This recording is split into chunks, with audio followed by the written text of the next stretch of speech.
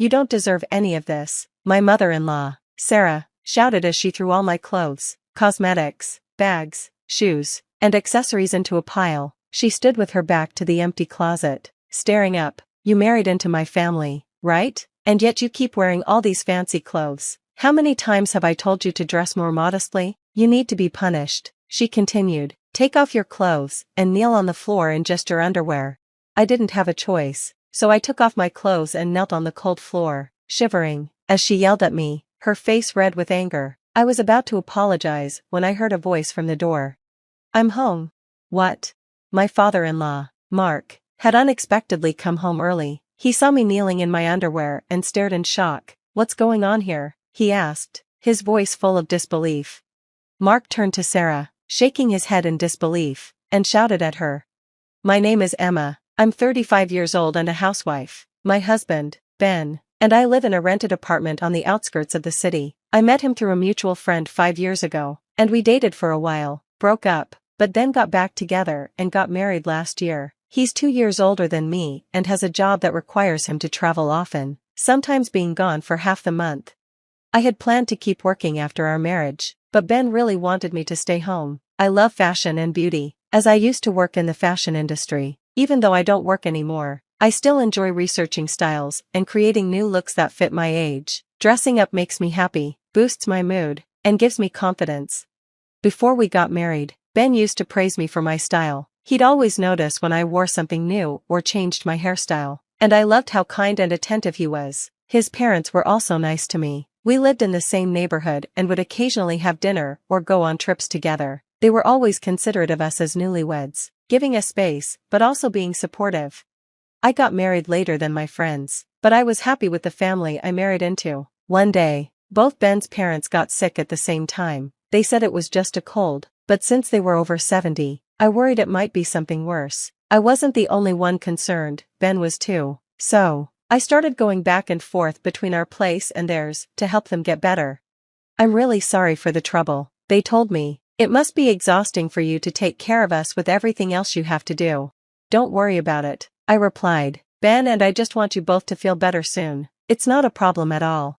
It was no trouble at all. Their house was only a 10-minute walk away, and I just made extra food when I was preparing dinner for Ben and me. You're so kind and reliable, Ben's dad said. It would be perfect if you and Ben moved in with us. Sarah, his wife, quickly scolded him. Don't say things like that. They just got married. Of course, they want to live alone, right, Emma? I was put on the spot, but I smiled and didn't say much. While I didn't love the idea, I didn't mind it either. I had lost my parents when I was young and had been raised by my grandparents, so I longed for a family connection. If living with Ben's parents made them feel more secure, I was open to the idea. When Ben came home that night, I brought up the idea of moving in with his parents. To my surprise, he agreed right away. I think it's a great idea, he said. They're getting older, and it'll put my mind at ease knowing you're with them. I also worry about you being alone when I'm away. If the three of you are together, I won't have to worry. The next day, we made plans to move. When we told Ben's parents, they were thrilled. They quickly prepared a room for us and made sure everything was ready for our move. We planned to move in after our lease ended in a month. That month passed quickly, and I said goodbye to my neighbors. Welcome, Emma and Ben. We're so happy to have you here. Ben's parents greeted us on moving day. Thank you, Sarah and Mark. I'm happy to help with anything you need, I said. Ben added, and I'll do my best to help out too. Oh, by the way, I have a business trip in a couple of days. It'll be for 3 weeks this time. So, take care of Emma, Mom.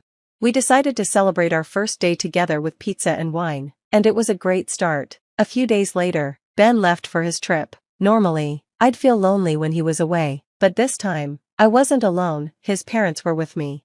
I decided to get to work right away and started doing my chores enthusiastically. I ran the washing machine first and vacuumed the floors. Just then, Sarah came home, while Mark was in his room reading a book.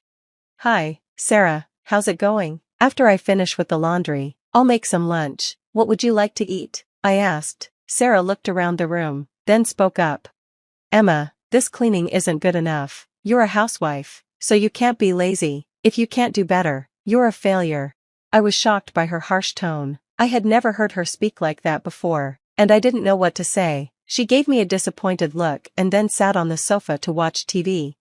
After that, her behavior completely changed. She started watching how I cooked and cleaned, criticizing me with every little thing. She lectured me on her idea of what a wife should be like. Her usually kind and warm personality became tense and intimidating. I thought I might have upset her, but when Mark was around, she went back to being sweet again. I noticed she changed depending on who was around, which made me suspect she was bullying me.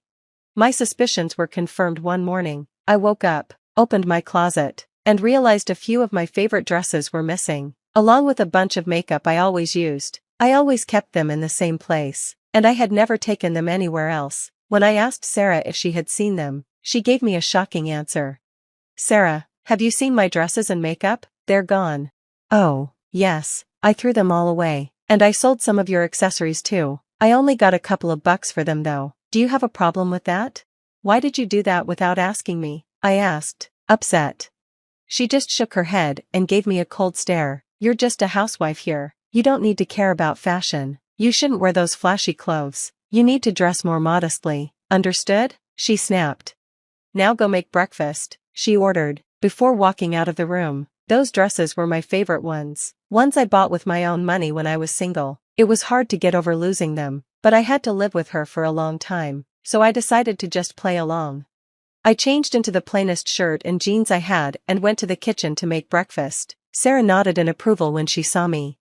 From that day, she started giving me more tasks to do, like taking care of the garden, washing the car, and going shopping with her. I didn't mind helping, but the way she treated me made it hard. I felt frustrated and annoyed.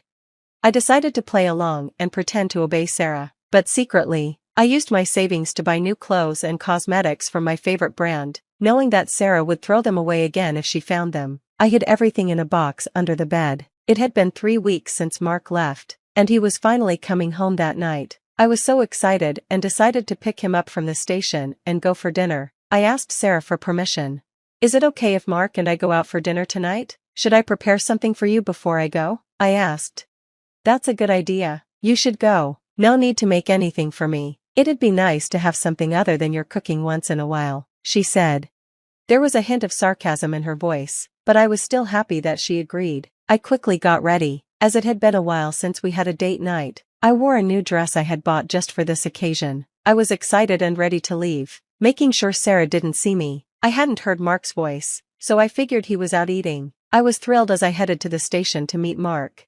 When I saw him in the crowd, I waved to get his attention. He came running over and smiled at me. It made me so happy when he complimented my new outfit like he used to do. "Hi, honey, how was your trip? What do you want for dinner?" I asked. But then his face dropped, and he seemed upset. "What on earth are you wearing?" he asked, frowning.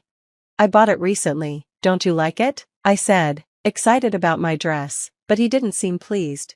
"I'm asking why you're dressed like that. Didn't my mom tell you to dress modestly? She said you're just a housewife, so act like one," he yelled. I was taken aback. "But you used to compliment my outfits before we were married," I said, confused. Mark sighed in frustration. "That was before. Now you're my wife. Things are different now. You married into my family, so you need to act and look like it," he said. I realized then that Sarah had thrown out my clothes at his request. I still didn't understand why, but I saw now that her behavior had a reason. Feeling upset, I stayed quiet, and he grabbed my arm. "Let's go home. We need to talk about how a wife should behave," he said. I didn't want to cause a scene in public, so I followed him quietly. I briefly thought about leaving, but I didn't have a job, and the money I had saved wouldn't be enough to support me, so I decided to wait it out. We drove home in silence. When we got there, Sarah was in the living room holding a big blue garbage bag. I saw that it was full of my clothes, makeup, shoes, and accessories. I ran to my closet, but it was completely empty. My new clothes I had hidden were gone too. Even my shoes were missing. "I can't trust you," Sarah said coldly. "This is a punishment for not obeying us. You can't dress like that anymore. Just wear your underwear." That was too much. I couldn't accept it. In a burst of anger, I grabbed the garbage bag from Sarah's hands. Mark yelled at me in rage. "Hey, don't be rough with her. Who's paying for everything here? If you keep this up, I'll kick you out," he shouted. I had no words to reply. It was true that Mark took care of me, but Sarah had gone too far. Take all your clothes off and get on your knees. If you apologize, we'll go easy on you, Mark ordered. I didn't have any other choice. I reluctantly took off my clothes and knelt down on the cold floor. As I was about to apologize, Mark's brother, Luke, came home early. He froze when he saw the situation and asked, "Rachel, why are you almost naked?" "Because I don't deserve clothes," I said, not knowing what else to say. Luke looked confused. "What? You know she's my wife. She needs to learn her place. Those fancy clothes are a problem," Mark said. "That's enough," Luke said loudly. He covered me with his jacket and stood up to defend me, blocking me from Sarah and Mark. "What do you think you're doing? This isn't a lesson in life. It's abuse. I'm done with both of you. I want a divorce from you too. Josh, don't ever come back here," Luke shouted. Both Sarah and Mark were shocked. They thought Luke would side with them, but they were wrong. "Why divorce? No, please don't leave me. I don't know how to live without you. I'm sorry, I'll never do it again. Please forgive me," Josh begged. "Dad, do you really want to break up our family? Please, I'll apologize," Sarah added. Luke shook his head in disgust. "You're apologizing to the wrong person," he said, before turning to me. Both Sarah and Mark knelt in front of me, apologizing. I wasn't sure I could forgive them, even if I can't make a living on my own. "Living with you is 100 times worse," I said. They both started to panic, saying, "Oh no," but with Luke's help, I was able to file for a divorce. He even offered me financial support, which I initially refused, but eventually accepted when he insisted.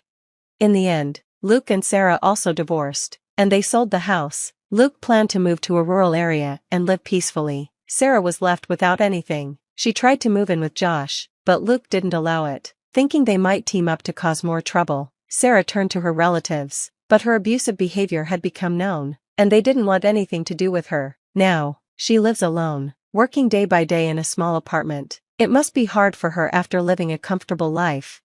As for Josh, who was disowned by Luke, he started looking for a new wife. This time, he tried to teach every woman he met how a wife should dress, but no one was interested. He now lives alone, only going between work and home. No woman will ever accept his way of thinking. I wondered when he would realize that, with the money Luke gave me, I moved far away and found a similar job to the one I used to have. It's not a luxurious life, but I'm happy. Now I dress the way I want. With money I earned myself. I'm free and won't let anyone control my life again.